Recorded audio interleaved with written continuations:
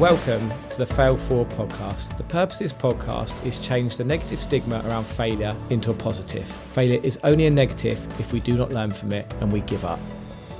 Welcome back to the Fail Forward podcast. Happy 2023. As you guys know, I actually batch record this, so it's now the third week of January and it's the first solo episode of 2023. So I just wanted to say Happy New Year. I hope everyone has set their goals for the year and they are still keeping to them. I just wanted to talk today about a couple of things really. New Year is thinking about what I want from 2023, what I want from this podcast, what I'm trying to aim for. So the purpose of this podcast is to help people overcome the fear of failure so they can live their goals and dreams. And last year was quite a successful year with the podcast. We got it going and it's been growing nicely.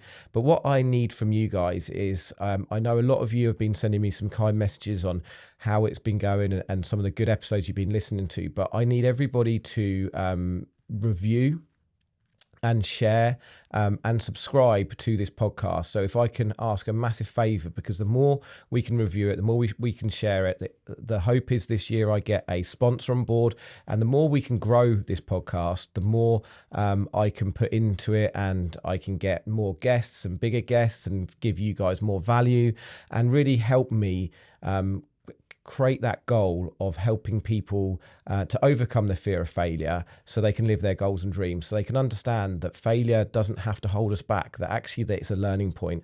So I just really would like it if everybody could like, share, review, subscribe. That'd be fantastic. So today's episode, we're going to be talking about goal setting because it's very poignant. Beginning of the year, everyone's thinking, what am I going to do in 2023? One of the first things we think about when we're looking forward is actually what happened last year. So if you're thinking about goal setting, start actually writing down all the things that went right last year. Because actually, when you look at it, and I do this all the time with my mentees on the Tree Surgery Mastermind, we always say, how was your last 3 months, when we sit and have our quarterly one-to-one. And suddenly we start listing things out and everyone goes, oh yeah, actually, I achieved a lot more than I realized. Because we're always looking forward. We're always looking for the next day or the next paycheck, the next job that's coming in. You know, we're always looking forward, the next gym session, whatever it's doing. And we're not actually looking back and seeing the results that we've achieved. So the first thing I want you guys to be doing when goal setting is to be looking and thinking, what did I achieve last year? What are the good things? And then now the second thing to be thinking about is what didn't go so right, because there are always things that don't go so right, and just start writing a list of all the things that haven't gone so right. So the reason why we're doing this is because what you want to be doing is getting a picture. Firstly, you don't want to start with the things that went wrong, because then you might not carry on with this exercise. You want to start with the things that go right first, because you want to start off on the right foot. And then secondly, the reason why you want to be doing the things that didn't go so well is because what comes out of the things that don't go so well are learning points.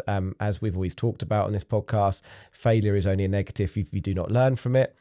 So if things haven't gone so right, if there's been some mini failures, some many things that haven't gone quite so right, this is a really good point to actually try and pull out the experience.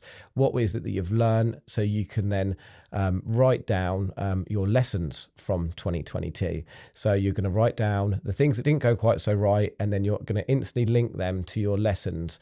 So I've always talked about how the compound effect can work in a positive and negative way. And what we want to be doing is thinking about the things that went right, so we can positively compound those again and again and keep repeating the things that have got you to what have gone right. And the things that haven't gone so right, we don't want them to negatively compound, so we want to learn from them so we can keep on pushing on and make sure that we're not making similar mistakes or things aren't going the right way. So they're the first three things that I want you to do. And now when we're talking about goal setting, a lot of people say, but why do I need to have goals? I'm just doing okay. But what I find is if you were going to drive to a place you didn't know, you're not going to do it unless you've got a lot of time on your hands and you're wanting to go for a venture, but you're not going to do it without having a map or a TomTom or some sort of sat nav. Because you're going to want to know, you're going to want to get there in the quickest amount of time, in the most efficient way, without getting lost. And it's exactly the same with goal setting. If we're in a position where we are, just bumbling along in life, things are going to start getting in the way. You're going to get sidetracked. You're not going to have the right direction. It's going to take you longer to where you want to get to. So this is where goal setting is so important. You've done the first 3 actions. You know what's gone right. You know what's not gone so right. And now you've got your lessons. And now it's time to start thinking about where you're going. And not just a goal of, I want to be fit by the end of the year, or I want to lose weight, or I want to have loads of money in my account. We need to be really specific with what the end goal is. What is it you want? Do you want to be a certain weight? Do you want to be, spend a certain amount of time with your family a week? Do you want to go on a certain amount of holidays, be away for a certain amount of time, have a certain amount of money in your bank, have a certain amount of new clients? So being really specific with your goals. And you can even put it down to each area you want in your life, whether it's family, whether it's your friends, work, business, financial, your spirituality, whatever it is. I think if you want to list out those key areas in your life that you want to focus on in 2023, then that's really, really important to do that. And then for each key area, start writing down all of the things, all of the goals, and really try and be very specific with what it is that you want. Sometimes it's difficult if it's something like, love myself more, or love my friends more. That can be really difficult. But then you've got to think about, so it's really difficult to quantify. So when you're looking at something to quantify, then you want to try and strip that back of what do you need to do to turn up more as a friend or a family member? Like, how many times do you want to try and call or visit that family member? Try and be more specific with those goals of what you need to do to achieve that. Because nothing without it being something quantifiable, then you're never going to know whether you've achieved it or not. And ideally, you want to have a date, and your end date of when that's going to be might be just the end of 2023, or you might want to achieve something by the end of April or whenever it is, but always having a date so you can hold yourself accountable to. And even better, if you have a coach, if you're part of a mastermind, let everybody or your coach know it within your network that is what your goals are, so they can hold you to account to that. Because as we've talked about in a previous episode, accountability is everything, and without accountability, then quite often you can just sort of get back stuck in the day-to-day life of putting fires out. And then once you've set your goals, what you need to start doing is looking at who you need to be and how you turn up to be this person. So what do you need to start doing? So are there things that you need to start doing? For example, I know that I need to start meditating more. I did it years ago and it cleared my brain so much.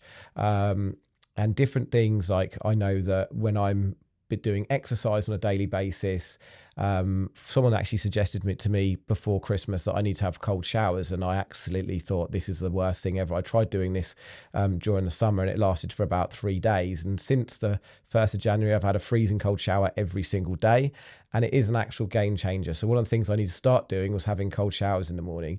Actually, with I'll give you a little insight on what I do now, and it's a big, massive game changer for me. I get up at 6:30 in the morning, I go for a run, I have a cup of coffee, and then I have a freezing cold shower.